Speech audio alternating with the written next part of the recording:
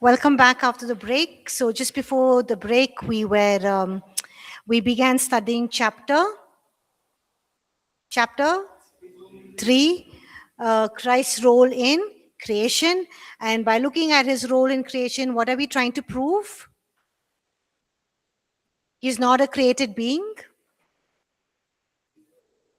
He's a creator, and hence he is. And hence he is God. Yes, he's deity. Okay. So we looked at John chapter 1 verses 1 to 4, and then we're looking at Colossians chapter 1 verses 15 to 18. So what is Colossians chapter 1 verses 15 to 18 called as? The great Christology, right? The great Christology. Okay. So we were looking at Colossians chapter 1 verses 15 to 18, and we were looking at how Paul describes Christ. So what is the first thing he says? What is the first thing he says? He's the image or the likeness or the manifestation of the invisible God. Second, the firstborn over all creation. The third one, yeah, he's a creator. Okay, he's a creator. The third thing, the fourth one, he's a sustainer of creation. What is the fifth one? He's a sovereign or head of the new creation that is the church. That is going down to verses, verse 18. He is the sovereign or head of the new creation that is the church. What else is mentioned in verse 18? He's the firstborn. He's the firstborn from the dead, right? And then the last thing, he's preeminent one over all things. 7 things. First one, image or likeness and manifestation of the invisible God. The image, the likeness, and the manifestation of the invisible God. Second one, he's the firstborn, or he's sovereign over all creation. The third one, he's a creator. That is, he is the architect, the builder, the goal of the universe. He's a creator. The fourth one, he's a sustainer of creation. The fifth one, he's a sovereign or head of the new creation that is the church. The sixth, he's the firstborn from the dead. And the seventh one, he is the preeminent one over all things. Okay. So together, these descriptions present Christ as supreme in every realm, divine, cosmic, redemptive, and in all of these realms, he is supreme. Divine, cosmic means what? What does cosmic mean? Cosmic means space, galaxy, okay, the universe. So he's supreme over the divine realm, the spiritual realm, and the earthly realm, okay. Now, there is no other scripture passage in the New Testament that gathers so many declarations or pointing to Christ's deity in just such a very short, powerful section like Paul is presenting here, the supremacy of Christ. So no other scripture passage we see, so many declarations that are pointing to Christ's deity in just such a short, powerful section of scripture where it presents about the supremacy of Christ. So in verse 15, Paul is mentioning about Christ's relationship to God. And in verses 16 to 17, he's talking about Christ's relationship to creation, or talking about Christ in relation to creation. Okay, so Paul is here presenting the supremacy of Christ in relation to God, verse 15, in relation to creation, verses 16 to 17, and in relation to the church, verse 18. I'll repeat that again.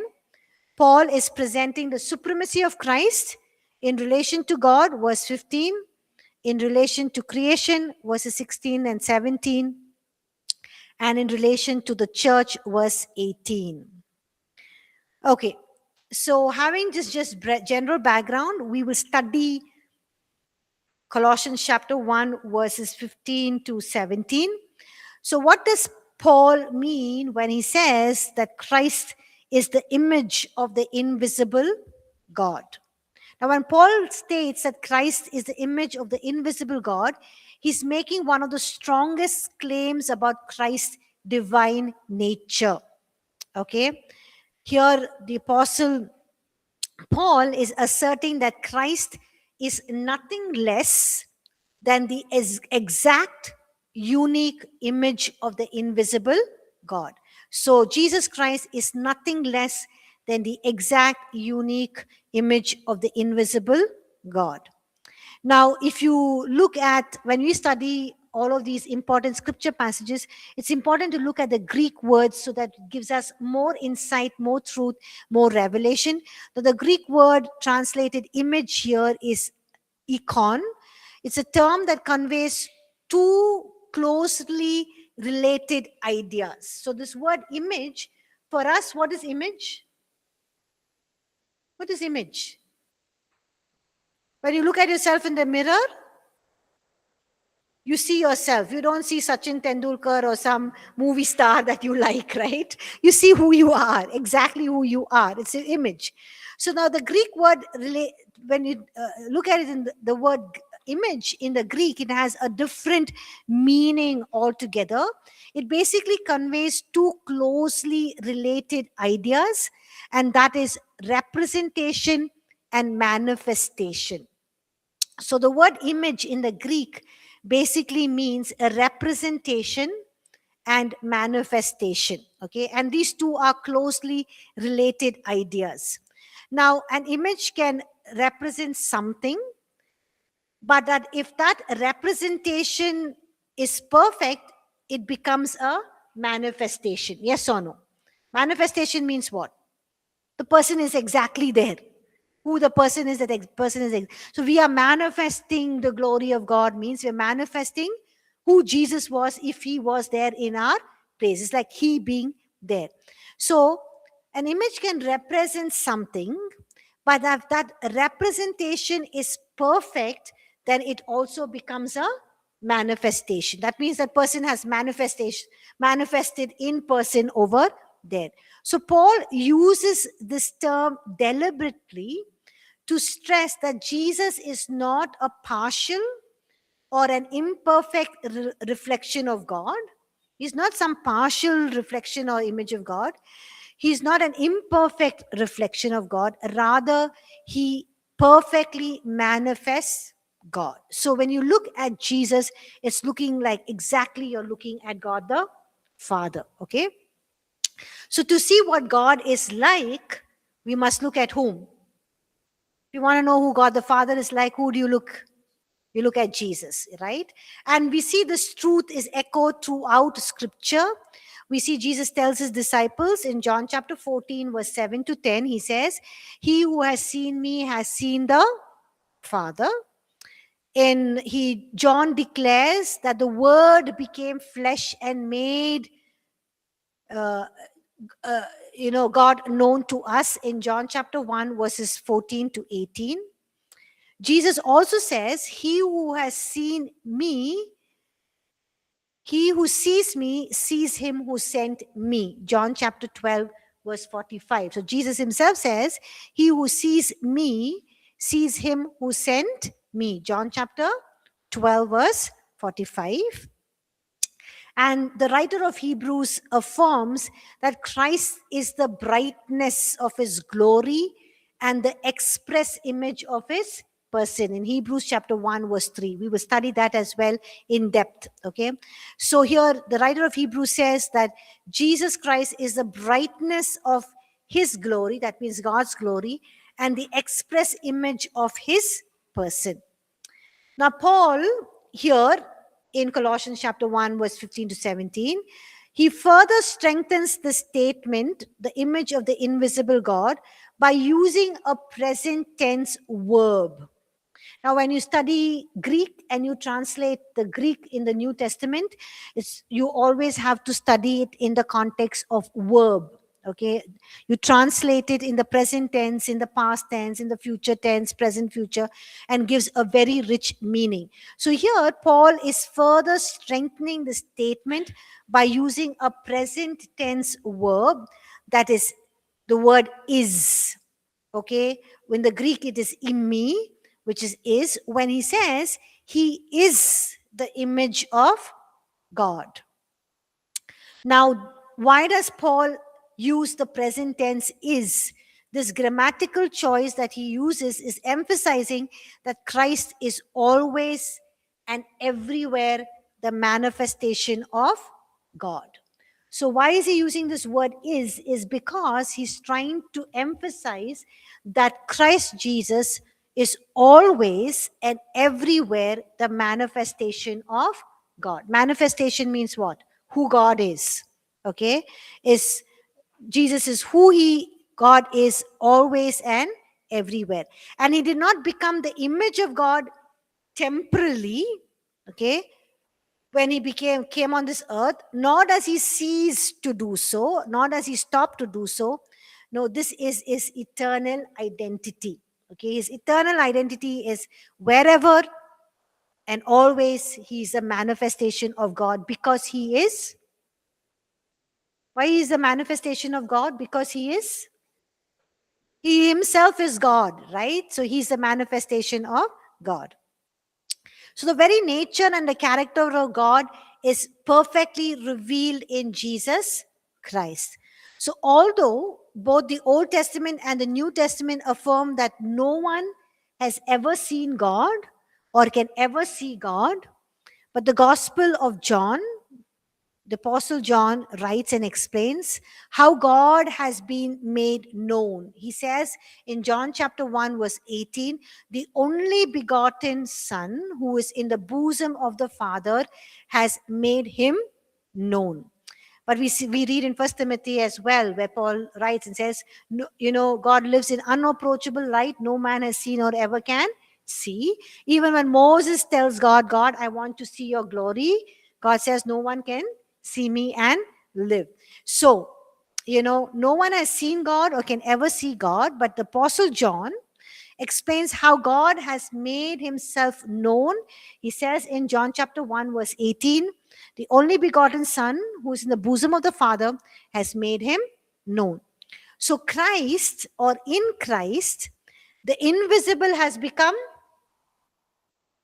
in Christ the invisible has become what? Visible, yes. And the unknowable has been revealed or has been manifested. Okay, so that is what he means when he says the image of the invisible God.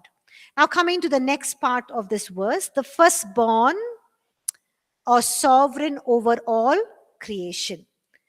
Yes, you have a question? Okay, can you use the mic? Where's the mic?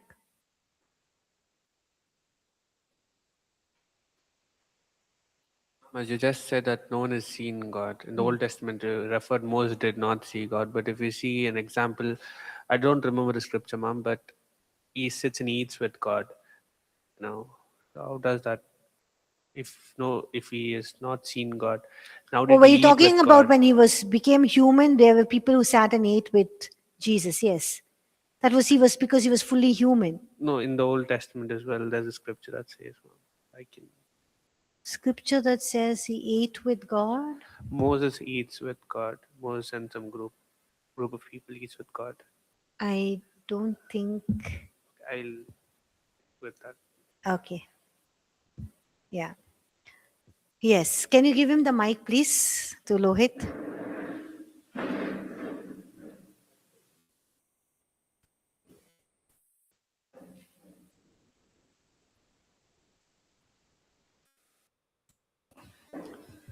Ma'am, Yes.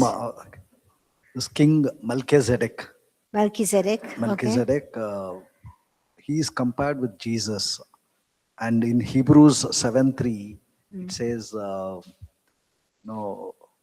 like he is before time. He was also born before time, and there's no beginning and no ending. He also collected tithe from Abraham.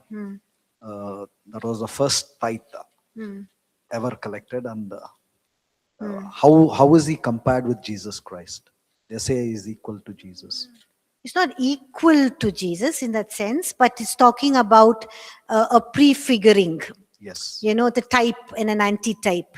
So Melchizedek was a type of Jesus Christ, who had no beginning, no end, was the lineage of priests, and to whom we give our our tithes, in the sense we give our all. He's given us our all. He wants all of us being given to him. Yes. So he's a type of Christ. So we have type and antitype, all of them pointing to Jesus Christ, like the bronze serpent. That Yeah. there's a type of Christ, that so everyone who looks up to the cross are also get healed. saved. Yes. Yeah. Okay, ma'am. Thank you.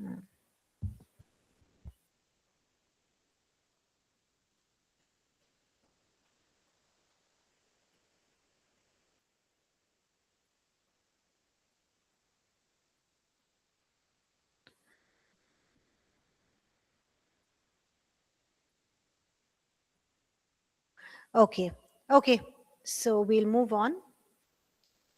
Okay, so what does it mean when the firstborn or sovereign over all creation? So Paul is describing Christ as the firstborn over all creation, and he is making a very profound theological statement that has often been misunderstood. So to understand what he means by he's the firstborn over all creation, so people take this and say, see, Jesus is not somebody who is God. He's a created being. It says he's a firstborn over all creation. So to understand this, and not to understand, but to understand in the right context, we need to look at the Greek word. Now, the Greek word here translated firstborn is prototokos, Prototokos. Prototokos. Prototokos.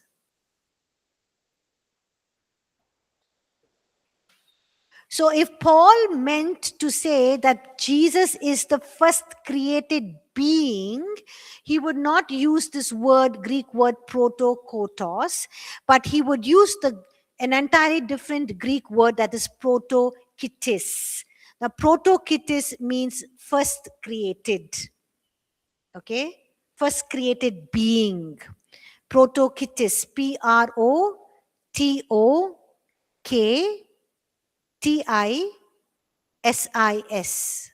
Protokitis, which specifically means first created. Now, Paul does not use the Greek word protokitis, which means the first created being, but he uses the Greek word protokotos, here, which means firstborn. Okay, so he's deliberately using the word protokotos, which has a very rich meaning and theological significance. Now, the word protokotos carries two primary connotations. Okay, and it's likely derived from the fact that protos means first, the Greek word protos, first, and first means first in rank and time. So when he says protos, it means first, and first in time or in rank. So in this context, both meanings are present and intentional. So the word protokotos means first in priority and sovereignty. So when he says he's the firstborn among creation, he's using the word protokotos, which means first in time or rank. That means the word implies priority and sovereignty. He's first in priority, first in sovereignty. Okay? You know the spelling of the word priority, right? Priority, and he's sovereign, sovereignty. So when Paul calls Christ the firstborn, he's saying two things simultaneously about him. He's saying that he's first in the sense that Christ is first in precedence to all of creation. Okay, he's preceding all of creation. That means he existed before anything was created. And second, when he says that is priority, he's the first before creation, before all of anything was created. And second, he says Christ is sovereign over all creation. He's saying that he is independent and supreme and absolute in authority. You know what is sovereign? God. He's a sovereign God. That means he does what he wills. That means he's independent, supreme, and absolute in authority, which means he's not subject to creation. Rather, creation is subject to him. So therefore, the title firstborn implies both Christ's priority over creation. That means he's preceding creation in time and rank. Remember, protos, first in time and rank. That means he's preceding creation over time. That means he's before time, and rank. That means he's before all created beings. Okay, so therefore the title here firstborn implies both Christ's priority over all creation, his precedence over time, okay, and his sovereignty over all creation. That means he's supreme in his rank over all of creation. So Christ is not part of the created order. He stands above creation because he's Lord over creation. He stands above creation because he's Lord over it. Amen? Any questions? Yes. Mike, please. Lenin, did you understand now? Okay. Thank you, Lenin. Yes. Ma'am, I'll retell the question, ma'am, because we moved out of topic. Sorry? We just passed the topic, but Which one? no one has seen God No one has seen God. Okay. in the Old Testament. Okay. But in Moses, remember Exodus chapter 24, verses 11, they sit and eat with God. Exodus chapter 24, verse 24. 11. 11. Read that, please. And he did not lay his hand on the chief priest of the people of Israel, and they beheld God and ate and drank. They saw God and they ate and drank. Okay. So when we see in the Old Testament where scripture passages where they say they saw God, it's basically the theophanic manifestation of God. Theo is what? God. Theophanic is the manifestation of God. Okay. So here they're eating and drinking basically signifies the fellowship they're having with God. Okay. And also when it comes to covenant relationship in the near east time, okay, it's they eat together to confirm covenant relationships. So whenever we see God God appearing to man, it's basically the theophanic manifestation of God. Okay. Also, I think it's Abraham also, right? When God appeared to Abraham and he offered him that something, milk and curd and all of those things. And he set it before him and, they ate it. So again, there we see 3 visitors who come, and one is defined as Yahweh himself. Again, that is theophanic manifestation. That theophanic manifestation is the pre-incarnate appearance of Christ himself. So we see that Christ was also there in the Old Testament when we see these theophanic manifestations, which is his pre-incarnate appearance of Christ. So Abraham prepares a meal. God appears in human form there, and it is understood as theophany. Okay. And the Lord receives, his hospitality and eats. And also he talks about the judgment to Sodom and Gomorrah. Yes.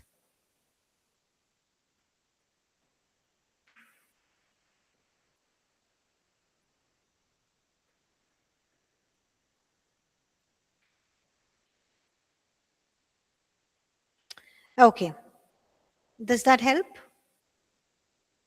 So even Jesus going with them to the, Hebrew says pillar of cloud, and he was there with them. It's all the theophanic manifestations, the pre-incarnate manifestations of Christ. Okay. Any questions about the firstborn or sovereign over all creation? You understood? What's the meaning of firstborn? Very, very important, right? Firstborn in priority and sovereignty. Firstborn means he is priority over all creation in precedence of time. He precedes time. He is before time. And sovereignty over all creation means his supremacy in rank. Okay? He's not part of the created order, but he stands above creation. He's Lord over creation. Okay. So we'll move on. Okay. Now we look at what these phrases mean. Created by him, created through him, created for him, and in him all things consist. Okay. So what is the meaning of all of these things? So we look at each one of them individually. We study them individually. So what does it mean when Paul uses this phrase, everything was created by him? Okay. Now the first question we must ask is simple, but it's very, very crucial. Who is the him here? Who is the him here? Yes, the answer is unmistakable. It's Jesus Christ himself, who is the author of creation. So Paul is not speaking about God in a very general sense or in a very vague sense. He's specifically declaring that Jesus Christ himself as the creator. Okay. Jesus Christ certainly is not a created being. Sorry. He's not even the first created being, as some people argue when they read this firstborn among creation. Scripture consistently rejects that idea that Jesus is the created being, but it reveals that he himself is the creator of all things in heaven and earth, whether it is material or spiritual, whether it's visible or invisible, whether it's natural or spiritual. Okay. And we know who can create? Only God can create. So Paul's statement is therefore a very direct affirmation of Christ's deity, that he is God because he is the creator. Okay. Genesis chapter 1 verse 1 also establishes this foundational truth of creation. What does it say? Genesis 1:1. In the beginning, God created the heavens and the earth. So when Paul speaks in Colossians chapter 1 about creation being by him, where we are saying, all things were created by him, he's applying the divine creative work directly to the Son of God, that is Jesus Christ. So this passage is not merely about creation, but it's about the supremacy of the Son of God, that he is the creator. Okay. So Paul is stating very plainly, and he's stating very deliberately here, okay, very intentionally, very thoughtfully, very purposefully, that Jesus is the creator. So when he's writing that Jesus is the creator, his audience automatically understand that only God can create. Hence, he is proving that Jesus is God. Okay. So this is another, powerful proof of his deity, that all things were created by him. Then he himself, when he creates all things, cannot be part of that created order. Yes or no? When all things were created by him, he cannot be the firstborn in creation in the sense of order of creation, that he is first. No, naturally means that he is firstborn, means first in priority, before time, and supremacy. Are you all able to understand? Now, this truth is also echoed for us in Revelation chapter 4, verse 11. All of you with me, or it's all going above your head? Okay. This truth is also echoed for us in Revelation 4:11. So, can somebody please read that? You are worthy, O Lord, to receive glory and honor and power. For you created all things, and by your will they exist and were Exist created. and were created. Amen. Okay. So, because Jesus is a creator, he's worthy of what? Glory, honor, and power. Okay. And creation itself testifies of his worthiness. Okay. Now, when we look at creation, when we behold the wonder, the beauty, the order of creation, the perfect unity, the vastness of this world that Jesus created, what is our response? What is your response? When you look at the beauty, the grandeur, the magnificence, the perfection, what is your reaction to God's creation? Awesome? Wow? He's almighty. You just worship him, right, for who he is. So the act of creation reveals his authority, his wisdom, and his divine power. So creation reveals his authority, his wisdom, and his divine power, right? And creation exists because he willed it, and it continues to exist because Christ himself sustains it. Therefore, when we worship God and look at creation, our worship is not optional. It is an appropriate response to this creator who is God. Okay? Who is glorious, who is great, who is worthy of all our glory, honor, power, and praise. Okay? So that is all things were created by him. Now, what does it mean when Paul writes that all things were created through him? Now, Paul does not just stop by saying that creation was by Christ. He also says that creation was through Christ. Okay? Which means what? He's the source of creation. He's a mediator of the entire process of creation. So when we say Paul is saying everything was created through him, it means that he's a mediator, for the entire process of creation. Okay.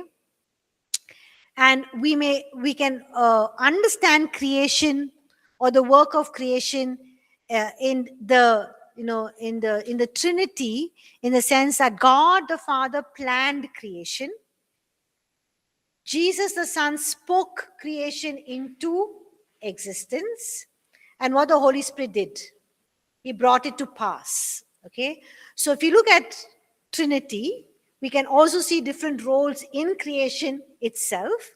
Each of them have different roles. What is the role of God the Father in creation? He's the one who planned creation. What did the Son do? He spoke the creation into existence. And what did the Holy Spirit do? He brought things to pass. Okay. So let's read Hebrews chapter 1, verses 1 to 3, which clearly affirms this truth. So can somebody please read Hebrews chapter 1, verses 1 to 3, please? Read. God at the various times and in a various way spoken in the times past through the Father by the prophets, has in these last days spoken to us by his Son, whom he has appointed heir of all things, through whom also he made the worlds, who begins the brightness, being the brightness of his glory and the express image of his person, and upholding all things by the word of his power, when he had by himself purged of our sins, sat down at the right handed of the majesty on high. Amen. So here, Hebrews chapter 1, verse 2 states very, very clearly it states very, very clearly, plainly, openly that God made the worlds through whom? Jesus. Okay. So Jesus is the divine agent through whom creation came into existence. Look at Hebrews chapter 1, verse 3. Now, the writer of Hebrews then adds on that Jesus is, what is he doing? Verse 3. What is he doing to all creation? Huh? He's upholding all things by his word of his power. This shows that Christ's role did not end with just creation. The same word that he spoke that brought things into existence in this universe is the same word that continues to sustain it. Now, the word here is not Jesus, the word is a spoken word. So, Jesus spoke the word and everything came into existence. The same word that he spoke is now continuing to sustain all of creation. Are you able to understand? Okay. Thus, when we say that all things were created through Christ, it is affirming both his authority, that he created everything, and also his ongoing involvement in creation, that everything is sustained through him. Okay. All of you with me? Yes. Now we look at the third phrase. Everything was created for him. Now, Paul also declares that all things were created for him. Now, this statement basically speaks about the purpose of creation. Jesus Christ is the reason for all creation. Creation does not exist for humanity or for angels or for any other power. All creation exists to serve Christ and to glorify him. Okay, I'll repeat that. Jesus Christ is the reason for all creation. Creation does not exist for humanity or for angels or any other power. All creation exists to serve Christ and to glorify him. Okay. Now, this truth is reinforced through Paul's careful use of Greek grammar. Okay. So we'll look at some of these things. Okay. Just for our understanding, some of you might be interested. So he uses the pronoun he here. Okay. Everything was created for him. He is the creator of all things. The pronoun he is autos. The pronoun he is emphasized in the Greek text by the word autos. And this emphasizes or stresses Christ's unique position or his preeminence. Okay. So it can be understood as he himself, indicating no one else shares this role or no one else shares this position. Okay. So he's exclusively the one who is the creator. Okay. So this exclusivity underlines the fact that Christ alone is central to all creation. It's also a direct assertion of his divine identity and his absolute supremacy. Okay. Now, if you look at this phrase, he is. Okay, he is. All things were created by him, through him. You know, he is the one who sustains all of creation. So, the word he is, or the verb he is in the present tense and is emphasizing continuous and ongoing existence, which means it points to Christ's eternal nature. He always has been, he is now, and will always be who he is. Okay. Unlike created beings, Christ is not bound by time.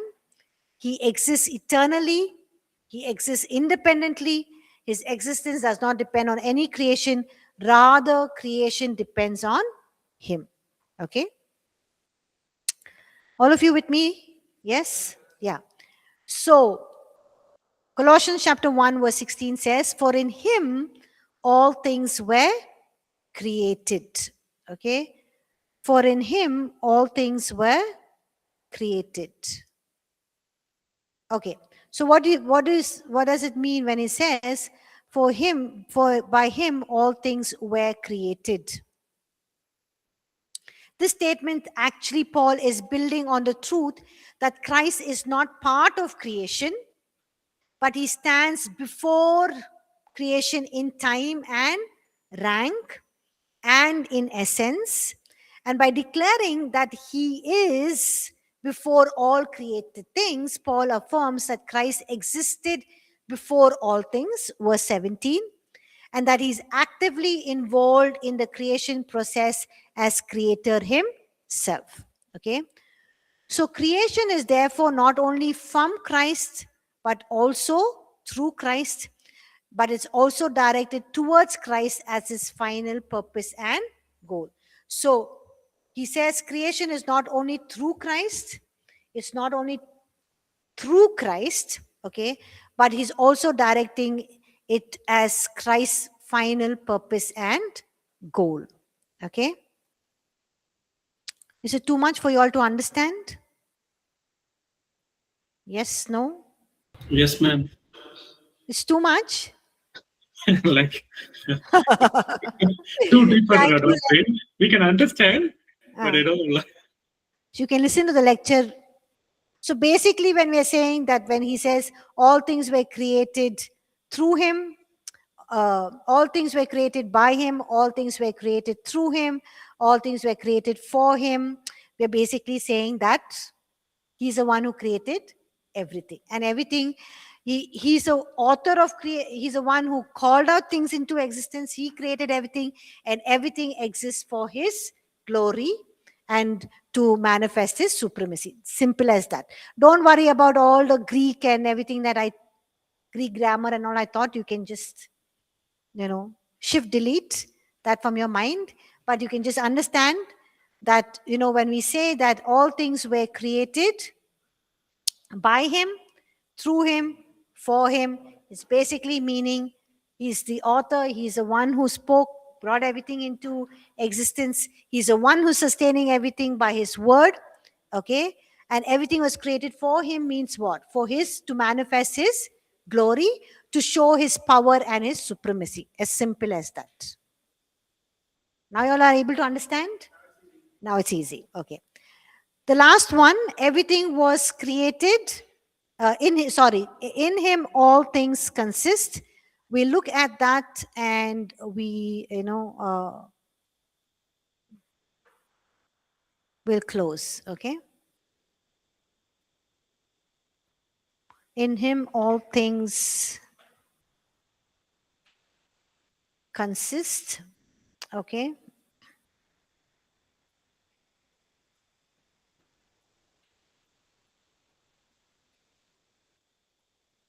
One minute. Colossians chapter 1. He's before all things, and in him all things consist. Okay. So he's, okay, we looked at all things were created through him and for him.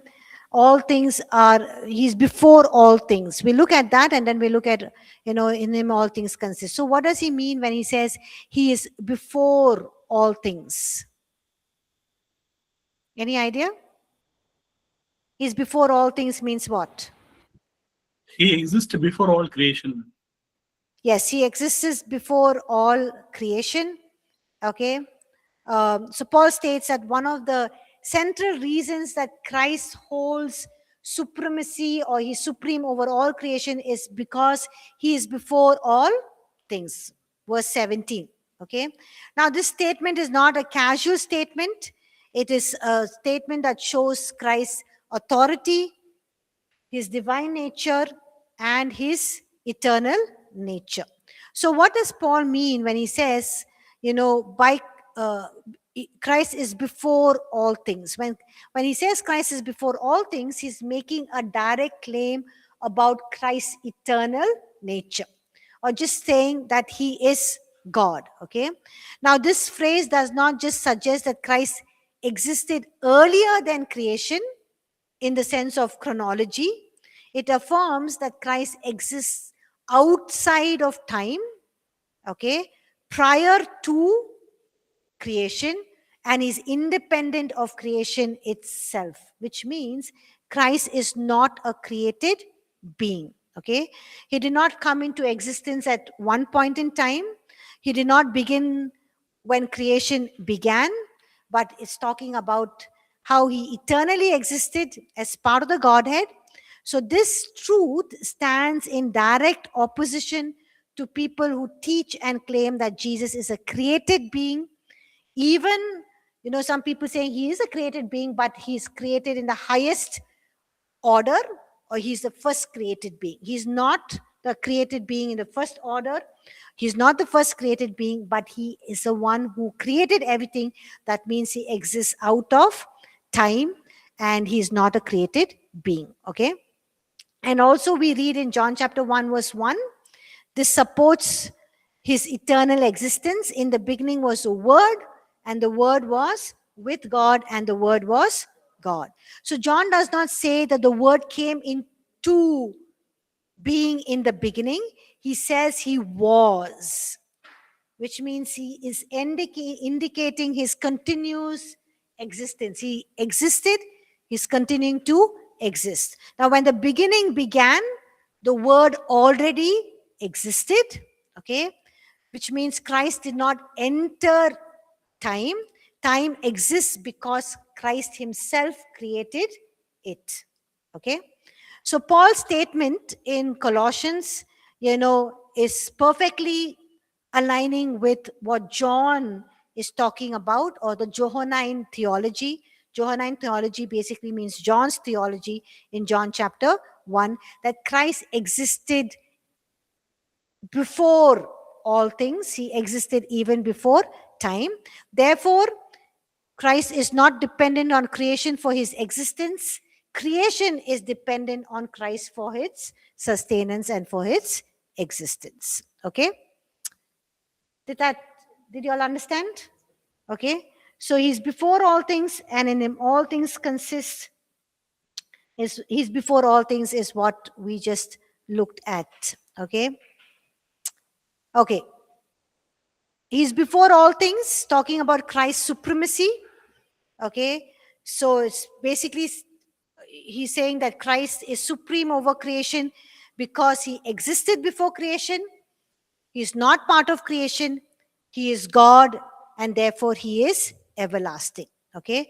So to say that Christ is before all things, Paul is basically just saying he is God. So basically in these scripture passages, he's proving that Christ is God. Okay?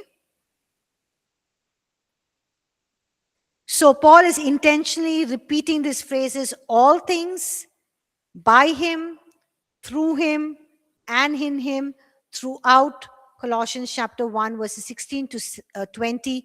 So this repetition is emphasizing that by him all things were created in the past, in him all things are consisting in the present, and by him all things will be reconciled in the future. Okay, so it shows Christ's relationship of creation through all time, from the beginning, in the present, and in the future.